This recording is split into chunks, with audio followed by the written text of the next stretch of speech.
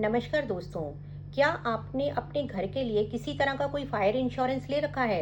अभी पिछले हफ्ते गाजियाबाद की एक सोसाइटी में आग लग गई। कितने ही फ्लैट जो हैं वो जलकर राख हो गए, करोड़ों का नुकसान हो गया। और अभी पिछली रात दिल्ली के विवेक विहार में एक बिल्डर फ्लोर में आग लग गई, जिसमें 9 लोग झुलस के मर गए और कितने लोग ही घायल हो गए। आप सोच के देखो कि इस तरह का हादसा किसी के साथ भी हो सकता है। उन लोगों का घर तो जला ही जला, वो लोग खुद भी हादसे में मारे गए। और ये जो घटनाएं होती हैं वो अचानक होती हैं। शॉर्ट सर्किट हो गया, एसी की गैस लीक हो गई, या कहीं भी कोई स्पार्किंग हुई और आग लग गई। और इससे क्या होता है कि हमारा सारा जो भी सपनों का घर है वो पल भर में जलकर राख हो जाता है।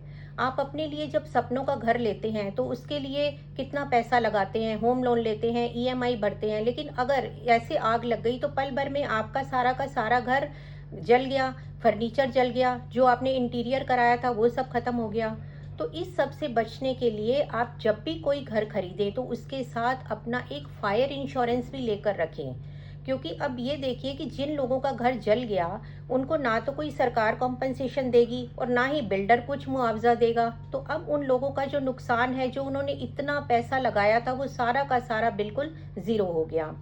और ये जो फायर इंश्योरेंस होता है, ये सारी की सारी आपकी जो भी आपका नुकसान हुआ है उस सबको कंपनसेट करता है। यानी कि इंश्योरेंस के थ्रू आपका जो भी नुकसान हुआ है वो बीमा कंपनी आपको पे करती है।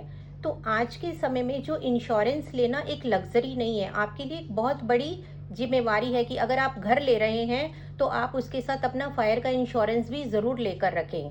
अगर इसके साथ आपका कोई गोडाउन है तो उसके लिए भी आप फायर इंश्योरेंस लेकर रखें, क्योंकि ये घटनाएं दिन प्रतिदिन बढ़ती जा रही हैं। और अगर आपका नुकसान हो गया तो नुकसान लाखों में नहीं, करोड़ों में होगा। तो सुरक्षा अगर हम पहले लेकर रखेंगे तो हमें बाद में पछताना नहीं पड़ेगा।